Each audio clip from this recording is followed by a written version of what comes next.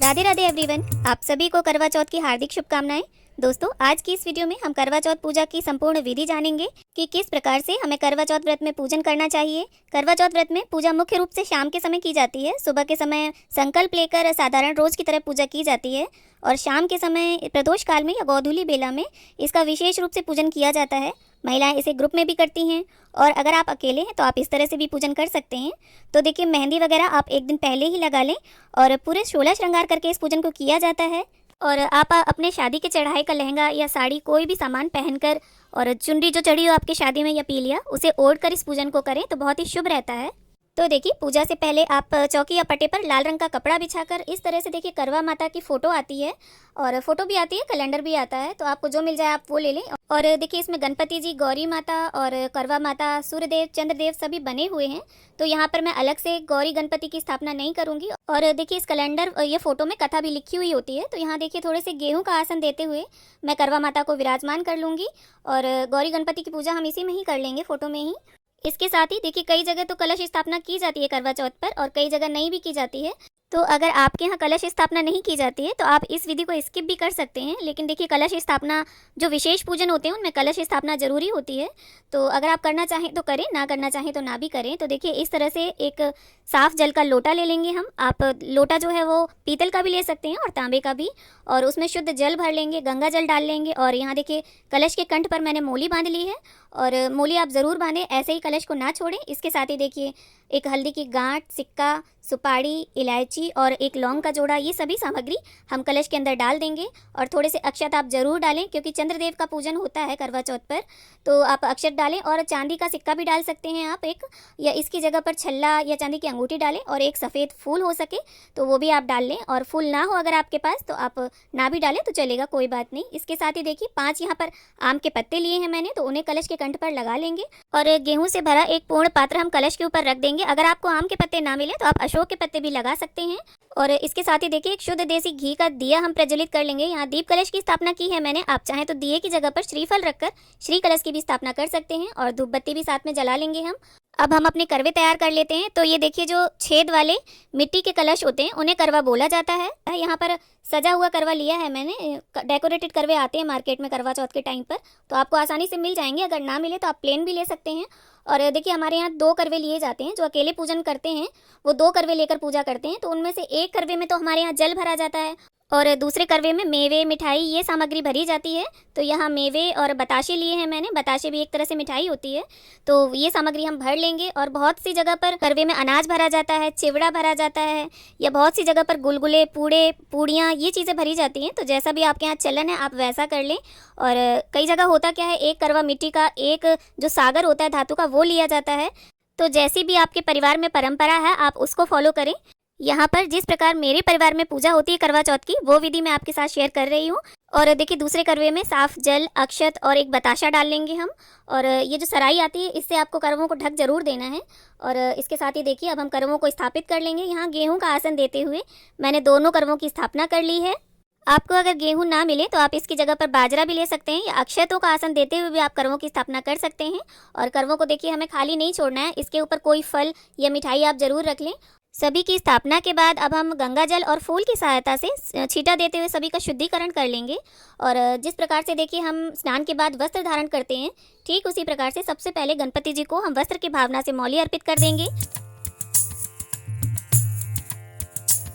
अब देखिए, कलश पर तो हमने मौली कंठ में बांध ही दी थी, और जो हमारे करवे हैं इनके कंठ पर लेस बंधी हुई है ऑलरेडी, पर फिर भी मैं यहाँ पर इनके कंठ पर वस्त्र की भावना से कलावा बांध दूंगी। आप चाहें तो ना भी बांधें तो चलेगा, कोई दिक्कत वाली बात नहीं है। अगर आपके करवे सजे हुए हैं, लेस वगैरह लगी हुई है, और अगर प्लेन है तब आप मोली ज़रूर बांधें। ऐसे ही करवों को खाली ना छोड़ें। और इसके बाद देखिए, अब हम सबसे पहले गणपति जी को यहाँ पर रोली अर्पित करेंगे, फिर माता पार्वती को, और इसके बाद फोटो में जितने भी देवी देवता विराजमान हैं सभी को हम तिलक कर लेंगे। चंद्रदेव, सूर्यदेव, करवा माता, वीरावती, उसके सभी भाई, सभी को हम तिलक कर लेंगे। अब देखिए, हमें शिव शंकर महाराज को यहाँ पर चंदन अर्पित करना है। रोली से उन्हें भूल कर भी तिलक ना करें। रोली, कुमकुम, सिंदूर शिव जी पर नहीं चढ़ाया जाता। और इसके बाद देखिए, सभी सामग्री को हम सिंदूर से, चंदन से, चाहे जिस चीज़ से आप टीकें, टीक जरूर लें। कोई भी सामान खाली ना छोड़ें। यहाँ पत्तों पर, कलश पर, दीपक पर, करवों पर, सभी पर हम टीका लगा लेंगे। और देखिए, अगर आपके करवे प्लेन हैं तो आप स्वास्तिक भी बना सकते हैं और कलश पर भी स्वास्तिक बना सकते हैं, पर मैंने यहाँ पर थोड़ा सरल विधि में आपको दिखाने की कोशिश की है, इसलिए मैं यहाँ पर सिर्फ टीक रही हूँ। अब देखिए, वैसे भी किसी भी पूजन में गणपति जी की पूजा सर्वोपरि होती है, सर्वप्रथम उनका पूजन किया जाता है। और चौथ की पूजा में तो विशेष महत्व होता ही है इनके पूजन का। तो यहाँ पर दूब घास, लाल रंग का फूल गणपति जी को अर्पित कर दिया है मैंने। माता पार्वती को, करवा माता को, सभी देवी देवताओं को हम यहाँ पर फूल अर्पित कर देंगे। अगर फूल आपको उपलब्ध हो जाते हैं तो आप फूल इस्तेमाल करें पूजा में। अगर फूलों की व्यवस्था ना बन पाए तो कोई दिक्कत वाली बात नहीं है, आप बिना फूलों के भी पूजन कर सकते हैं। अब देखिए, माता को अर्पित करने के लिए यहाँ आपको बिंदी, महावर, सिंदूर, चूड़ियाँ और मेहंदी, ये चीज़ें 5 चीज़ें ज़रूर रखनी है। इसके साथ अगर हो जाए तो आप बिछुए रख सकते हैं चांदी के, और अगर चांदी के बिछुए ना रख पाएँ तो आप कांसे के बिछुए भी रख सकते हैं। और अगर आप चाहें तो 16 श्रृंगार की सामग्री भी भेंट कर सकते हैं माता को। पर करवा चौथ पर आपको सुहाग की सामग्री जरूर भेंट करनी है, क्योंकि ऐसा माना जाता है कि जो हम दान करते हैं वही हमारे पास वापस आता है। और अखंड सुहाग की कामना से इस व्रत को किया जाता है, तो आप सुहाग का सामान जरूर चढ़ाएं माता को।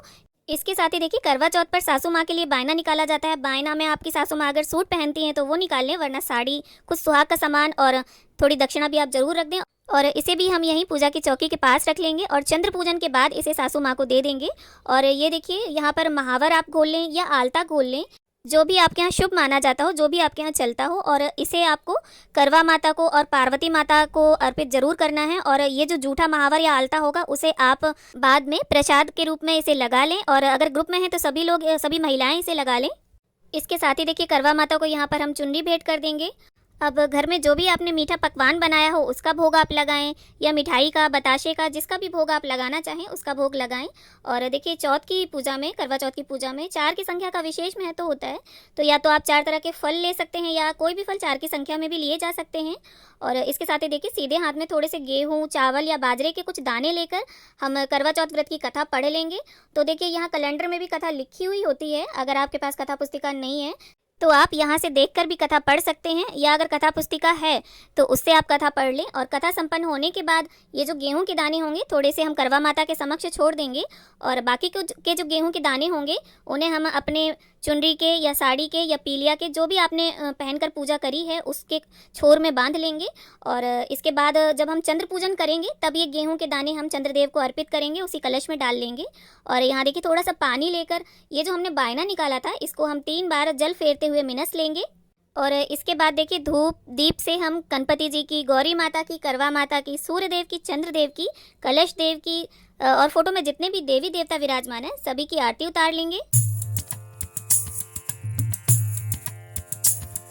अब देखिए, आरती संपन्न करने के बाद फूल और गंगा जल की सहायता से 3 बार जल की फेरी देते हुए हम समस्त पूजा का आचमन कर लेंगे, शुद्धिकरण कर लेंगे। और इसके साथ ही गेहूँ, अक्षत, बाजरा, कोई भी अनाज आप निकाल कर उसमें थोड़ी दक्षिणा रखकर आप यहीं पर रख लें, और बाद में इसमें थोड़ा और मिक्स करके सवाया मिक्स कर लें, और इसे बाद में आप दान जरूर करें। अब देखिए, वैसे तो सभी सामग्री हमने माता को भेंट की है, पर इसमें से देखिए बिंदी निकाल कर हम माता को अर्पित कर देंगे। और करवा माता से अपने पति के अच्छे स्वास्थ्य और लंबी आयु के लिए प्रार्थना कर लेंगे। और साथ ही अगर पूजा में हमसे किसी भी तरह की कोई भी भूल चूक हो गई हो तो उसके लिए भी क्षमा याचना कर लेंगे माँ से। तो आशा करती हूँ करवा चौथ पूजा विधि का ये वीडियो आप सभी को जरूर पसंद आएगा। वीडियो अगर अच्छा लगे तो इसे लाइक करें, शेयर करें और चैनल को सब्सक्राइब जरूर कर लें।